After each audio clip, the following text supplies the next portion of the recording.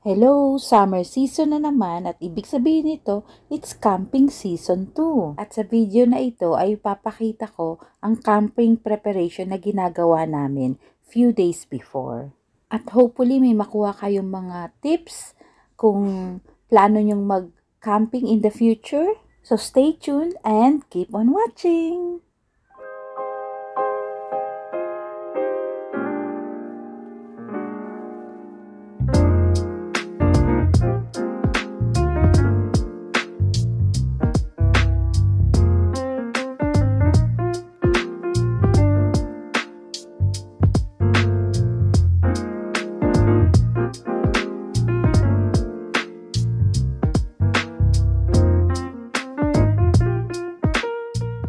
Tada! This is my camping list at pinapasalamatan ko ang aking past me kasi gumawa ako nito last year at hindi na ako mag-iisip-isip kung may kulang ba akong naipak. So ayan siya. Thank you. So ititik ko na lang kung nailagay ko na. Obviously ang tick na yan ay in pencil at last year ko pa yang tinik. So burahin natin ang mga tick at maglagay tayo ng mga bagong tick. So, erase natin siya dahil it's another camping day. Tara, isa-isahin natin ang mga nasa camping list ko. Unang-unang category ay ang tech and gadgets. Siyempre, kailangan natin ng camp lights. Meron kaming small lantern at mga hanging bulb lights. Meron din kaming headlight at dinala din namin itong reading light na napaka-handy kasi naa-adjust siya. Itong maliit na cute na lantern na ito ay nabili namin sa garden center. It's only 1 pound. At ang lahat ng lights na ito ay nilagay namin sa isang plastic box container para safe na may lid. At syempre, kailangan natin ng battery.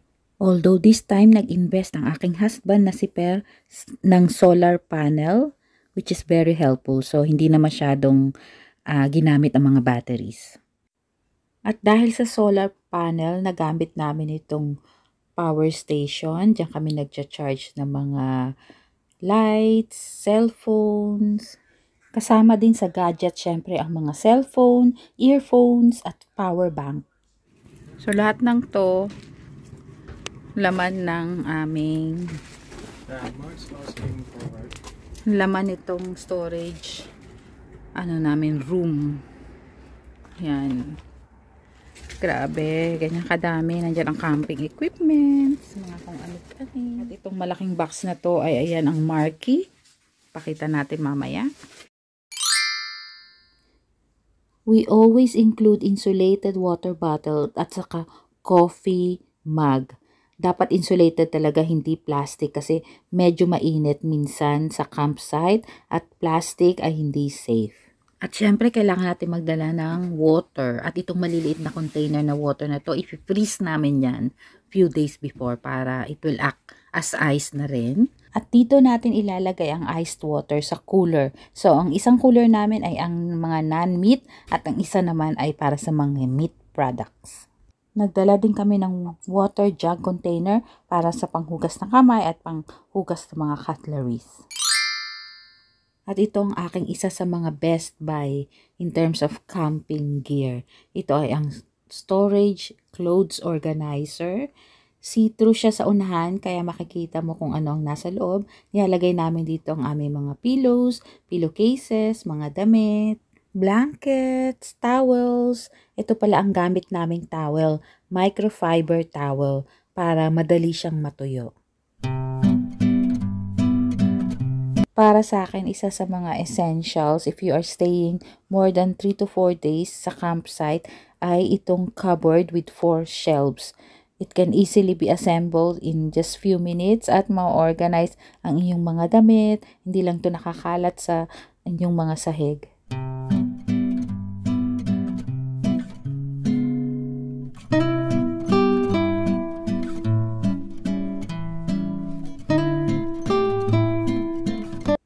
Bes, kung gusto mo ng masarap na tulog sa gabi, this is a must, magdala ng earplugs.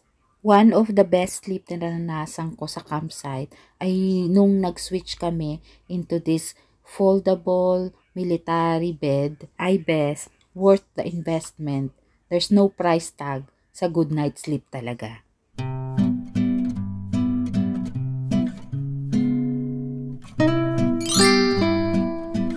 Nagdala din ako ng Ziploc bags, iba't ibang size, mayroong dyan small at saka large.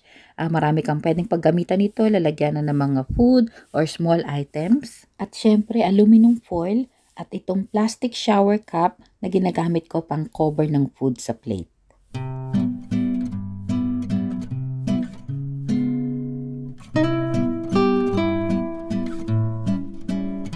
Kailangan din natin ng mga kitchen utensils at syempre, especially ang tong kasi nagba-barbecue tayo pag camping. Next is plates, bowls at cutleries at favorite namin itong plate na ito. Binili ko siya sa B&M at ang color green I believe ay sa Poundland. Still standing strong kasi may separator siya kaya namin siya favorite.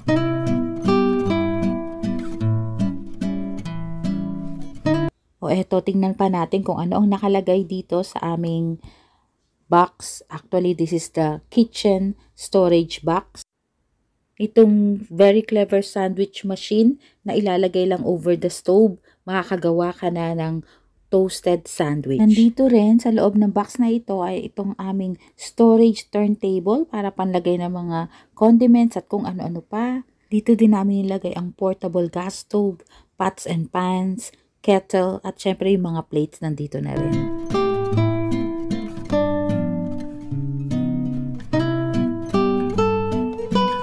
Syempre present din ang cooker at ang gas butane. Pots and pans set. Napaka-cute nito. Bagong addition sa aming cooking set. Ayan o, meron siyang lalagyanan at ganyan lang. Napaka-compact. I-handle mo lang siya like that. So cute. At itong kitchen table from Kampa ay dyan nilalagay ni Per ang gas stove at mga kitchen utensils. At itong napaka-cute at easy to carry na table with chairs. It folds flat pa for easy storage at napakadali lang niyang i-assemble.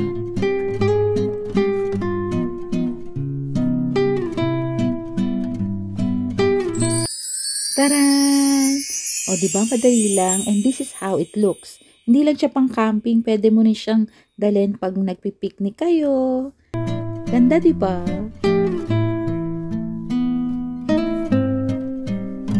At ito ang aming second foldable table. Of course, foldable camp chair. Meron kaming 4 niyan kasi 4 kami. At syempre, kailangan natin ng rubbish bin. Nagdala kami ng extra strong, yung color black, at yung regular lang na maliit, yung color white. Nagdadala din kami nitong small dustpan and brush para malinis natin yung flooring ng tent natin. Ang dami naming dalang wipes. Facial wipes, flushable wipes, at yung cleansing wipes na antibacterial, no bleach. At syempre, dinadala ko ang aking all-time favorite na panglinis, ang white vinegar. Collapsible washing bowl, kailangan natin yan pag maghugas ng plato. At nasa Tupperware na ito, nabura na ang sign, ay ang aking mga washing up liquid, mga sponges, at cleaning paste. Syempre, kailangan natin ng hand soap. Tingnan natin kung ano ang laman nitong plastic box container na ito na pinrepair ni Per. May sticky pads, may duct tape, may poncho para sa mga ulang camping, scissors, camping rope, merong regular at merong glow-in-the-dark na camping rope, velcro, double-sided tape. At ito, ako ang naglagay nito. Ito ay glow-in-the-dark sticker. Star ang shape niya. O, diba ang ganda? At tingnan naman natin itong toolbox ni Per kung ano ang laman. Siyempre, more ropes. May mallet dyan at merong pantanggal na mga camp pegs. And another box full of peg tents. Siyempre, you can never have too many. At ito ay glow in the dark. Ang cute ng color niya, neon. toiletries. Nakadecant siya into smaller container to save space at nilagay ko siya dito sa hanging organizer. Of course, let's not forget mouth care. May toothbrush dito with head cover, toothpaste, and mouthwash. At itong bag na ito ay ang aking personalized self-care. Nandito ang aking skincare at aking napagtanto based from experience. Nakakatamad mag-skincare sa gabi sa campsite. So ito ang dinala ko na lang, face mask.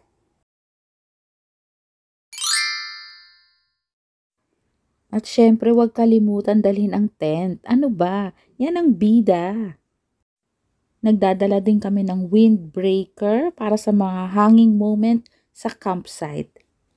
Syempre, hindi ko nakalimutang ipack ang aming first aid kit at ang medication bag. May video ako. I will link down below kung ano-ano ang mga nasa loob nito. Huwag nating kakalimutan ang cute na foldable bucket. Ayan, nagpe-prep na si Per. Mga dadali namin, transfer sa maliliit na container, katulad nitong nido. Labeler, isa must.